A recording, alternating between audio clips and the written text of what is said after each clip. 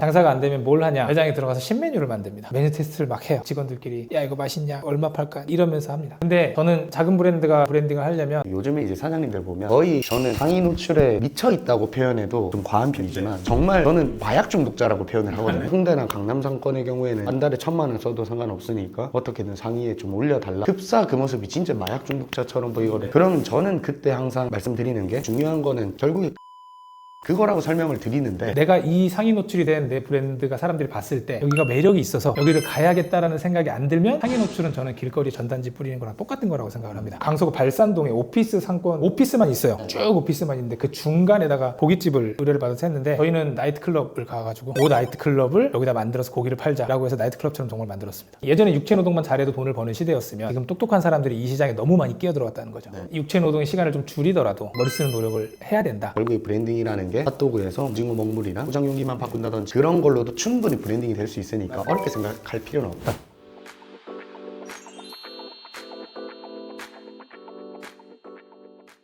네, 안녕하세요. 마쿠장입니다. 귀한 분 또 저희 채널에 한번 초대를 드려봤습니다. 자기소개 한번 해주시죠. 네, 안녕하세요. 저는 외식업 브랜드 만드는 B2K 브랜딩이라는 회사를 운영하고 있고요. 소소하지만 제이아빠라는 유튜브 채널을 운영하고 있는 배문진입니다. 반갑습니다. 지금 하시고 계신 게 브랜딩을 해주시는 사업을 하고 계시잖아요. 네, 맞습니다. 이전에 대표님 어떤 일을 하셨었나요? 저는 셰프였고요. 19살 때 이제 처음 주방에 들어가서 한국에서는 호텔에서 좀 일을 하다가 호주에 넘어가서 거기서 다시 요리 공부하고 호텔, 뭐 파인다이닝, 레스토랑 이런 데서 일을 하다가 한국에 들어와서는 프랜차이즈 회사들의 메뉴 기획을 했습니다. 어떻게 보면 최근에 흑백요리사 100셰프로 출연하실 수도 있었는데 그만둔 지가 좀 오래돼서 브랜딩 쪽으로 트셔가지고, 제가 알기로는 특히 그 셰프님들이 요리로 막 꾸미는 거나 마케팅 이런 쪽을 좀 안 좋아하시고 좀 자부심이 있으신 걸로 아는데, 다른 행보를 걷고 계신 것 같은데 다른 셰프님들과는 다르게 브랜딩이나 마케팅의 중요성을 알게 된 계기가 있으신가요? 일단은 크게 두 가지이고요. 처음에 이제 지금은 아니지만 제 연령대에 음식을 시작하신 분들의 꿈이 예전에는 5성급 호텔의 총주방장이 꿈이었어요. 근데 제가 열심히 일을 하고 있는데 저의 롤모델이었던 그 당시에 되게 유명한 호텔의 총주방장님이 42살에 잘리셨어요. 42살이면 저보다 어린 건데, 야 내가 그렇게 개고생해서 열심히 해도 42살에 잘릴 수 있겠구나라는 생각을 했던 게 첫 번째고, 호주에 가서 음식을 만들면서 잘하시는 분들이 너무 많은 거예요. 한 1등은 못하겠다. 그러면 음식을 잘 만드는 것보다 잘 팔리는 메뉴를 만들자라는 생각을 좀 했던 것 같아요. 음식을 만들면서 마케팅 공부도 하고 어떻게 하면 잘 팔리는 데들은 어떻게 하면 팔릴까라는 것들을 고민을 좀 많이 했던 것 같아요. 그러다 보니까 흘러 이제 여기까지 왔어요. 대표님, 그러면 이거 브랜딩 진행하시면서 수많은 다양한 매장들을 보셨을 텐데 그 중에서 성공적인 브랜드를 만드는 데 있어서 딱 하나, 이것 하나는 무조건 필요하다 하는 게 있다면 뭐가 있을까요? 자기 객관화라고 저는 생각을 해요. 저도 이제 제가 1등을 못할 거라는 판단을 빨리 했고, 자영업 하시는 분들 중에 상당수가 내 아이템은 되게 특별하다고 생각을 하는 경우들이 계세요. 내가 로스팅한 커피는 특별히 더 맛있고, 내가 우린 사골 곡물은 훨씬 더 맛있고, 내가 뽑은 메밀면은 특별하고, 근데 안 특별하거든요. 고객의 입장에서 봤을 때 조금 더 맛있거나 아니면 조금 특이한 애 정도지, 여기가 너무 맛있어서 우리는 이 매장을 갈 거야 라는 분들이 있긴 하지만 극소수예요. 거기서부터 출발을 해야 됩니다. 그래야 거기에 내가 가지고 있는 특징이나 이런 것들을 얹어서 브랜딩을 할 수 있는데, 이미 내가 너무 특별하다고 생각을 해버리면 새로운 브랜딩을 하기가 어렵죠. 너무 공감하는 게, 저희도 작년부터 한 300개 매장들을 관리해오면서 모든 사장님들이 자기 새끼가 예쁜 것처럼 자기 매장이 독특하고 뭔가 좀 더 맛있고 반찬 가지수가 뭐 한두 가지 더 많고 그런 장점들을 말씀하시는데, 제가 봤을 때는 다를 게 별로 없는, 그거를 먼저 알아야 특이한 점이나 독창적인 거를 가미할 수가 있는데, 자기가 평범한데 특별하다고 생각하면 변할 수가 없다는 거. 저도 정말 공감하는 부분이에요. 그러면 대표님이 실제로 이제 컨설팅한 매장들 중에 특별히 매출이 엄청나게 상승을 했다거나 인지도가 높아졌다거나 그런 매장들이 있는지, 그런 매장이 있다면 어떻게 하셨길래 그렇게 변화가 됐는지. 많은데 하나만 말씀드리면, 선능력 앞에 대치동 오피스 많은 밀집 지역에 원래는 그분이 원조부안집이라는 프랜차이즈 고깃집, 그분이 저희 아카데미 들으시고 브랜드를 같이 하나 만들자라고 해서 저희가 대치동에 연탄구이집을 오픈을 했습니다. 연탄구이집을 한 이유는 뭐냐면, 대치동에 가면 고깃집이 굉장히 많잖아요. 근데 다 월세도 비싸고 보증금 권리금 다 비싸고, 그러다 보니까 사람들이 연탄구이를 하려고 시도를 안 합니다. 왜냐하면 통상적인 연탄구이는 골목에 있거나 창업비가 적게 들어가니까 연탄구이집을 많이 하는데, 반대 반대로 저희가 생각했을 땐 강남의 으리으리하고 화려한 건물들 사이에 있는 사람들이라면 저는 연탄구이를 먹고 싶을 거라고 생각을 했어요. 그래서 역설적으로 연탄구이집을 오픈을 했는데 그 연탄구이집을 이자카야 느낌으로 만들어놨습니다. 빨간 간판에 되게 화려하게 깃발도 좀 펄럭이고. 그런데 강남에 또 문제가 뭐냐면 연탄구이집을 사람들이 좋아하지만 옷에 냄새 배기고 이런 건 싫어하잖아요. 그래서 연탄구이는 주방 내부에서 보이는 데서 초벌을 해주고 대신 연탄구이의 감성을 느끼고 싶게 하기 위해서 매장 앞에다가 유리로 틀을 짜서 그 안에다 연탄을 꽉꽉 채워놨습니다. 연탄구이집의 감성은 충분히 느끼고 그걸 가서 또 안에서 초벌을 해서 줍니다. 연탄구이집을 원하는 사람들의 니즈를 좀 파악하고 대신 그 사람들이 불편한 걸 강남에서 좀 실현을 해드렸는 것입니다. 대표님, 그 브랜딩이랑 마케팅에 대해서 이야기가 많이 나오는데 브랜딩이랑 마케팅 이게 정의하는 것도 사람들마다 다르고 그러다 보니까 애매모호할 때가 많아요. 대표님은 이 브랜딩이랑 마케팅 차이점이 뭐라고 생각하시고 어떻게 좀 정의를 내리시나요? 브랜딩이라는 게 말씀하신 것처럼 정의하시는 분들이 워낙 많아서 제가 뭐라고 정의하기는 좀 어려운데 제가 생각하는 브랜딩은 그 브랜드를 운영하는 대표의 철학이 들어가 있어야 된다고 생각을 해요. 그 대표가 어떤 생각을 하고 그 대표가 무엇을 가지고 있고 대표가 고객들한테 무엇을 보여주고 싶은지가 저는 그게 메뉴든 디자인이든 뭐든 들어가야 된다고 생각을 해요. 그래서 그 대표가 생각하는 철학이 이 브랜드에 들어가 있는 게 브랜딩이고 마케팅은 그걸 사람들한테 보여주는 게 저는 마케팅이라고 생각을 합니다. 근데 많은 경우는 브랜딩이라고 하면 CI 만들고 BI 만들고 디자인 만들고 로고 만들고 이제 이렇게 생각하시는데 그거는 그냥 브랜딩의 한 일부라고 저는 생각을 합니다. 그럼 브랜딩이 훨씬 큰 개념이고 그 안에서 단순히 노출을 시키려고 하는 게 그 의도를 알리는 게 마케팅이다. 제가 생각 개인적인 의견입니다. 브랜딩이 브랜드를 운영하는 대표의 철학이라고 하면 만약에 제가 삼겹살집을 운영하면 제 철학을 어떻게 삼겹살집에 녹여 보시는 분들 애매모호할 것 같아요. 너무 추상적이다 보니까 좀 예를 들어드리면 좋을 것 같은데 김해에 이런 표현 하긴 좀 그렇지만 한물간 버블티 샵을 운영하는 그 다른 주위의 매장들은 다 문 닫고 버블티 매출 안 나오고 하는데 그 버블티 매장에서 3, 4천씩 팝니다. 김해 시골에서. 그분 자체가 버블티 샵보다 더 존재가 커요. 되게 예쁘장 하신 분이에요. 40대신데 오시는 분들한테 다 일일이 인사를 하고 그분들한테 눈 마주치면서 얘기하고 조금 어린애들 오면 왔어? 그러면서 뭐 서비스도 주고 이제 사람들이 거기는 버블티가 중요한 게 아니고 그 사장님이랑 친밀감? 그런 것 때문에 다른 커피숍을 갈 바에는 이 집 가서 커피를 마시자라고 되는 거예요. 그런 게 있을 수도 있고 그리고 흑백요리사에 나온 야끼도리 하시는 대표님이 있는데 거기 매장을 가면 되게 투박하십니다. 손님이 얘기해도 들은 척도 안 해요. 근데 딱 갔을 때 되게 야끼도리를 정성스럽게 장인처럼 부어줍니다. 부채질 해가면서 아, 이 사람은 장인이구나. 야끼도리의 진심이구나. 그런 거에 매력을 느껴서 가는 거예요. 대표의 이 철학이라고 하니까 조금 어려울 수 있는데 성향이 있을 수 있고 그 사람이 가진 매력이 있을 수가 있잖아요. 우리나라 사람이 5천만 명인데 다 똑같은 사람이지만 다 다른 사람이잖아요. 매장도 저는 그게 가능하다고 보는 거죠. 이걸 너무 철학이다, 신념이다 이게 아니고 내가 뭘 잘하고 내 특징이 뭐지? 내 장점이 뭐지? 요걸 가지고 내가 판매하는 메뉴에 집어넣겠다라는 생각이 저는 철학이라고 생각을 하거든요. 그래서 그런 부분에서 생각하면 조금 간격이 줄어들 수 있지 않을까. 그러면 그게 뭐 서비스든 분위기든 퀄리티든 뭐가 하나가 압도적으로 뛰어나서 우리 매장만의 뭔가 독특한 무언가가 브랜딩이다. 네, 맞습니다. 하나만 더 예를 들어드리면 와이프도 유학을 하다가 한국에 잠깐 들어와가지고 집 앞에 수제맥주집에서 잠깐 아르바이트를 하고 있었어요. 근데 별로 위치도 좋지 않아요. 사람들이 되게 많은 거예요. 저는 저희 와이프를 좀 오해를 했던 게 되게 바쁘거든요. 바쁜데 손님이 나가면 하던 거 내려놓고 달려가서 문 열어줍니다. 안녕히 가세요. 사람들이 다 오해를 하는 거야. 다 날 좋아하는구나. 저도 그 중에 한 명이고. 근데 그러다 보니까 이 매장은 안주가 맛있고 맥주가 맛있고 이런 게 의미가 없어요. 거기 가면 문 열어주고 인사해주고 그게 그 집의 브랜드가 되는 거예요. 근데 그건 교육한다고 되는 게 아니거든요. 그래서 사람마다 자기 성향을 이 브랜드에 녹이면 아무리 이것저것 많아 나만의 브랜드를 만들 수 있다는 게 제 생각입니다. 그러면 이 말씀하신 게 브랜딩이라고 하면 뭔가 막 로고부터 막 인테리어, 익스테리어부터 막 그런 것부터 이제 직감적으로 생각이 드는데 그게 아니라 방금 말씀하신 그런 특별히 엄청나게 뛰어난 그런 서비스도 브랜딩이 될 수가 있다는 거죠. 네, 맞습니다. 저희가 상담을 하고 세미나를 하고 하면 가끔 오시다가 저는 카페를 하고 싶어서 라고 오시면 저희가 이제 한참 상담을 하고 선생님 카페 안 어울린다고 다른 걸 하시라. 그리고 어디 매장에 갔더니 국수집이 엄청 잘 돼서 저는 국수집을 하고 싶어요 라고 이제 오시는데 선생님 국수집 안 어울린다고 이걸 하셔라. 이제 이렇게 말씀을 드리는 게 동네 앞에 김밥집이 잘 된다고 하는데 저는 막 되게 활발하고 사람들이 얘기하고 이러는 스타일인데 주방에 가서 김밥만 만다고 저는 이 브랜드가 오래 갈 거라고 보진 않거든요. 한 달, 두 달은 열심히 할 수 있지만 진짜 성향이 안 맞으면 진심이 나올 수가 없으니까 성향에 가장 맞는 메뉴랑 운영을 해야 된다. 제가 지금 마케팅 회사를 운영을 하고 있는데 요즘에 이제 사장님들 보면 거의 저는 상위 노출에 미쳐 있다고 표현해도 좀 과한 편이지만 정말 저는 마약 중독자라고 표현을 하거든요. 정말 마약 중독자처럼 상위 노출이 한번 되셨던 분들은 홍대나 강남 상권의 경우에는 한 달에 1,000만 원 써도 상관없으니까 어떻게든 상위에 좀 올려달라. 흡사 그 모습이 진짜 마약 중독자처럼 보이거든요. 그러면 저는 그때 항상 말씀드리는 게 그 상위 노출은 단순히 이제 노출밖에는 안 되는데 결국에 그 1,000만 원이 플레이스 상위 노출이 아니더라도 1,000만 원이면 유튜브나 인스타나 당근마켓이나 거기에 노출을 시켜도 얼마든지 노출은 될 수가 있는데, 중요한 거는 결국에 클릭률 전환율을 높이기 위한 퀄리티든 분위기든 그거라고 설명을 드리는데, 대표님 생각은 어떠신지? 대표님 생각하시는 거랑 뭐 동의를 합니다. 저희한테도 와서 상위 노출이 어떻게 해야 라고 여쭤보시면 상위 노출을 왜 하고 싶으신데요? 라고 여쭤봅니다. 그럼 이제 뭐 매출이나 뭐 노출이나 이런 말씀을 하시는데, 저는 이제 그렇게 비유를 드리거든요. 지금이야 이제 온라인이 발달하고 컴퓨터, PC, 핸드폰 이런 것들이 있어서 사람들이 검색해서 상위 노출을 하지만, 이게 조금만 과거로 거슬러 올라가면 전단지거든요. 술집이나 이런 데 많은데 보면 전단지가 길에 많이 뿌려져 있어요. 상위 노출이 되고 있는 거잖아요. 사람들이 어쨌든 보는 거잖아요. 그게 뭐 술집이든 뭐든 전단지 주시는 분들도 많고 노출은 되고 있습니다. 그게 사람들이 이걸 집어서 여기 괜찮네? 가야겠다라고 연결이 안 되잖아요. 온라인 상위 노출도 저는 마찬가지라고 생각을 하는 거예요. 내가 이 상위 노출이 된 내 브랜드가 사람들이 봤을 때 여기가 매력이 있어서 여기를 가야겠다라는 생각이 안 들면 상위 노출은 저는 길거리에 전단지 뿌리는 거랑 똑같은 거라고 생각을 합니다. 그래서 일단은 아까 말씀하신 것처럼 이렇게 뭐 전환율, 클릭률이라고 표현을 하는데, 일단 상위 노출이 됐을 때 이 매장이 가고 싶다라는 느낌이 안 들면 하지 말라고 얘기를 합니다. 의미가 없다. 만약에 이 매장이 정말 가고 싶은 매장이라는 게 표현이 되면 상위가 아니어도 저는 상관이 없다고 생각을 합니다. 저희가 주로 고깃집 브랜드 만들거나 컨설팅하거나 할 때 우리가 뭐 이만큼 돈이 있어요, 대로변에 해주세요. 그럼 저희는 일부러 골목으로 끌고 갑니다. 그 안에다가 오히려 제대로 만들어서 온라인 마케팅이나 이런 데 좀 더 태워서 단골을 만들어라. 왜냐면 어쨌든 저는 대로변에 있는 고깃집들 뭐 카페 다 브랜드 만드신 분들은 욕할 수도 있지만 거기서 거기라고 보거든요. 근데 안에서 조금 특별하게 만들면 거기 온 사람들이 분명히 찾아갈 것이다 라는 생각을 합니다. 이게 정말 핵심적인 내용인 것 같은데, 제가 이게 상위 노출에 대해서 정말 여러 가지 비유랑 그런 것들을 들어봤지만 전단지라는 표현이 너무 찰떡 같아요. 진짜 저희도 길 가면서 아주머니들이 전단지를 나눠주는데 안 보죠. 사실 끌리지가 않으니까 안 보는데, 식당이라고 해봤자 사실 테이블 수가 많아야 20개, 보통 10개, 15개가 대부분인데 10개, 15개 채우는데 사실 10만 조회수, 20만 조회수 살 필요 없잖아요. 진짜 상위 노출이 아니더라도 12, 22, 뭐 30에 있더라도 15개 테이블 채우는 거야. 진짜 오고 싶게 만들면 상관이 없겠네요. 전단지라는 표현 굉장히 많이 와닿습니다. 지금 영상을 시청하시는 분들 대부분이 대형 평수 매장이기보다는 작은 매장을 운영하는 소상공인 분들이 대부분일 텐데, 그런 작은 곳에서는 뭐부터 시작하는 게 좋을까요? 다 마찬가지겠지만 음식점에 한정을 하자면, 장사가 안 되면 뭘 하냐, 매장에 들어가서 신메뉴를 만듭니다. 메뉴 테스트를 막 해요. 아, 이게 뭔가 부족한가 보다. 만들어갖고 직원들끼리 야 이거 맛있냐, 얼마 팔까, 이러면서 합니다. 근데 저는 작은 브랜드가 매출이 안 나오고 브랜딩을 하려면 밖으로 나가서 그 일대에서 제일 잘 되는 집을 가라고 합니다. 그게 나랑 업종이 틀려도 상관이 없어요. 내가 고깃집을 하는데 잘 되는 카페 될 수도 있고 다른 데도 상관없어요. 근데 그런 데 가서 내가 손님으로 그 집을 가서 그 집을 왜 가는지를 좀 파악할 필요가 있다고 생각을 합니다. 그리고 나서 그 잘된 그 집을 가는 이유를 저는 저희 매장에 접목해야 된다고 생각을 해요. 그게 약간 이렇게 말씀드리면 좋을 것 같아요. 그 집에 가서 뭐 음식이 맛있고 이거보다 그 집에 갔더니 사장님이 응대를 잘해주서, 혹은 그 집에 갔더니 음악이 너무 좋더라, 혹은 그 집에 갔더니 되게 좋은 냄새가 나더라, 이런 여러 가지 이유가 있을 거잖아요. 그거를 쭉 나열해서 저희 매장에 갖고 와서 내가 할 수 있는 거랑 할 수 없는 거랑을 구분하라 그럽니다. 그다음에 할 수 있는 거를 내 매장에 접목을 하라고 합니다. 그런 것들을 잘 안 해요. 우리가 흔히 벤치마킹 가라고 하면 괜히 가가지고 음식 먹어보면 짜네, 다네, 뭐 시네, 내가 더 맛있네, 이런 얘기 한단 말이에요. 근데 그거는 아무런 의미가 없는 거거든요. 근데 사람들이 어디를 가는 거는 내가 생각하지 못하는 이유가 있을 수 있어요. 저는 실제로 브랜드 만들고 메뉴를 만들 때, 예를 들어 제가 고깃집을 의뢰를 받았다, 그럼 저는 고깃집 안 갑니다. 고깃집을 제외한 다른 데를 갑니다. 야 이거 되게 좋겠는데를 끌고 와서 고깃집에 집어넣습니다. 실제로 메뉴 짤 때 야구장을 간 적도 있었고요. 그리고 이제 한식집 컨설팅 할 때 일부러 일식 오마카세 집을 가서 야, 요게 한식 반찬에서 요거로 바꿔서 이렇게 하면 좋겠다라는 생각을 많이 합니다. 그런 식으로 그냥 어찌됐건 내 매장 근처 상권에서 제일 잘 되는 데들을 찾아다녀서 잘 되는 리스트를 적는 게 1번,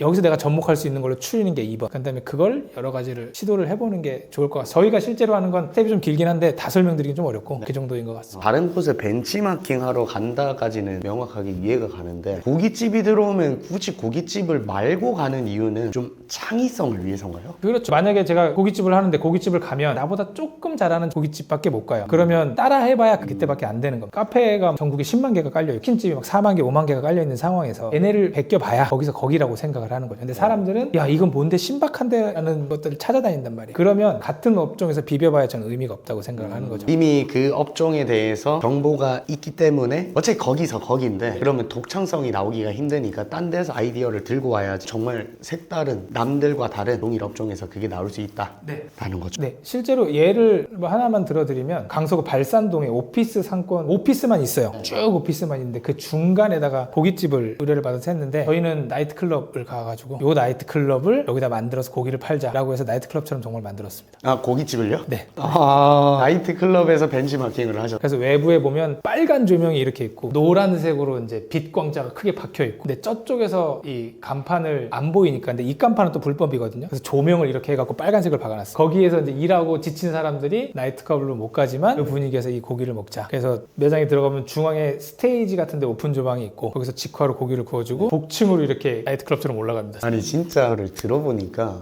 브랜딩이 확실히 될 것 같긴 하네요. 진짜 독보적이네요. 매장에 한 5개 정도 나왔어요. 아, 진짜요? 그리고 말씀하신 게 매장의 장점과 단점. 이제 가면 보통 단점은 엄청 잘 보이는데 장점을 찾기가 힘들잖아요. 그리고 동일한 업종이 아니라 고깃집을 하면 고깃집 말고 오마카세나 다른 데를 가신다고 하셨는데, 근데 거기에서 만약에 오마카세에서 특정 향기를 쓴다. 근데 제가 고깃집을 하는데 그 향기가 거기는 장점인데 그거를 이제 잘못 들고 오면 이거는 또 배가 산으로 가버릴 수 있어요. 그렇죠. 그러면 여기에서 처음 말하셨던 내가 이게 할 수 있는 건지 없는 건지를 좀 명확하게 알아야지 그렇게 되겠네요. 그래서 벤치마킹을 많이 다녀봐야 된다고 말씀을 드립니다. 한두 군데 가서 이게 좋으니까 갖고 오는 거는 의미가 없고, 마찬가지잖아요. 음식도 처음에는 칼질 이렇게 하다가 나중에 이렇게 하다가, 처음에는 막 이렇게 볶다가 나중에 이렇게 볶다가 하는 것처럼 벤치마킹이랑 이렇게 머리를 써서 기획하는 것도 초보 단계가 있고 하다 보면 늘거든요. 근데 시작을 잘 안 하십니다. 그래서 이런 것들을 많이 시작을 해보고, 자영업도 돈 벌기 위해 노동을 하는 거잖아요. 예전에 육체 노동만 잘해도 돈을 버는 시대였으면 지금 똑똑한 사람들이 이 시장에 너무 많이 끼어들어왔다는 거죠. 육체 노동의 시간을 좀 줄이더라도 머리 쓰는 노력을 해야 된다. 브랜딩이라는 게 결국에 막 머리를 쥐어 짜내서 세상에 없던 거를 창조할 필요가 없이 여기서 좋았던 거 조합으로도 브랜딩이 될 수가 있겠네요. 그런 게 많죠. 그러니까 창조라고 생각을 하면 새로운 걸 만들어야 된다고 생각을 하는데, 이게 저는 반발자국만 앞서가도 된다고 항상 얘기를 하거든요. 이제 우리가 가끔 가다가 뭐가 확 잘 되는 브랜드가 나오면 당사하는 입장에서 뭐야 저거 나도 생각했는데 이런 경우들이 많아요. 근데 그런 걸 보면 본질은 그대로 있고 별거 아닌 거 한두 개만 살짝 비트는 경우들이 되게 많습니다. 너무 많은 걸 바꾼다고 생각하기보다는 남들이 하는 거에서 요거 하나만 바꾸면 좋겠는데, 이런 부분들에서 생각을 하시는 연습이 필요해요. 지금은 좀 오래되긴 했지만 떡볶이 프랜차이즈들이, 우리가 예전부터 떡볶이, 순대, 튀김은 다 팔았었잖아요. 아무도 검은 봉지에 넣는 걸 불편하다고 생각을 안 했지만 짱구를 굴리는 입장에서 요게 좀 깔끔해지면 돈을 더 받을 수 있겠는데, 그래서 포장을 깔끔하게 하고 인테리어를 한 거죠. 그리고 핫도그 같은 경우도 핫도그 그냥 설탕 발라먹고 했던 건데, 어느 순간 누군가 나와서 핫도그 이 껍데기 밀가루를 뭐 오징어 먹물이라고 넣고, 그리고 설탕이랑 소스는 너희가 원하는 대로 뿌려 먹어라. 인테리어 좀 깔끔하게 해놓고. 근데 이게 핫도그 자체가 바뀐 게 아니잖아요. 떡볶이, 순대, 튀김이 바뀐 거 아니잖아요. 그거를 사람들이 받아들이는 과정에서의 조금의 변화, 불편함을 좀 없애준 거, 좀 편리하게 해준 거, 이런 걸로 브랜드를 만드는 거거든요. 그래서 너무 깊은 생각을 하다기보단 내가 손님으로 이걸 사 먹는데 뭐가 불편한지, 아니면 뭐가 좀 있으면 좀 더 좋을지, 이렇게 생각해보면서 벤치마킹을 하면 방향은 좀 정해지지 않을까 싶어요. 자영업자 입장에서 브랜딩 얘기를 딱 들으면 너무나 멀고 나랑 옷이 안 맞는 것 같이 어렵게 느껴지는데, 그렇게 느낄 필요가 전혀 없이 결국에 브랜딩이라는 게 아까 앞서 말씀해 주셨던 그런 것부터 해서 이번에 방금 말씀해 주신 분식에서 포장용기만 바꾼다든지 핫도그에서 오징어 먹물이랑 포장용기만 바꾼다든지 그런 걸로도 충분히 브랜딩이 될 수 있으니까 어렵게 생각할 필요는 없다. 그렇다고 쉽진 않지만 이건 꼭 저희 채널 시청해 주시는 분들이 브랜딩이 너무 어렵게 생각하지 마시고 이거를 계속해서 공부하고 시도해보고 또 실패하고 시도해보고 이런 것들이 정말 중요할 것 같습니다. 여기 보시면 다 나옵니다. 다 나오더라고요. 요즘에 뭐 명륜진사갈, 할매, 뭐 메가커피 등등 각 업종별로 정말 메가 프랜차이즈들이 많은데, 그 소상공인들이 그런 대형 프랜차이즈랑 싸워서 그 상권에서 이긴다는 표현이 맞을까요? 이기기가 사실은 쉽지가 않은데, 대표님은 소상공인 분들한테 그 대형 프랜차이즈들을 이기기 위해서 어떤 전략을 취해야 된다고 말씀을 하시나요?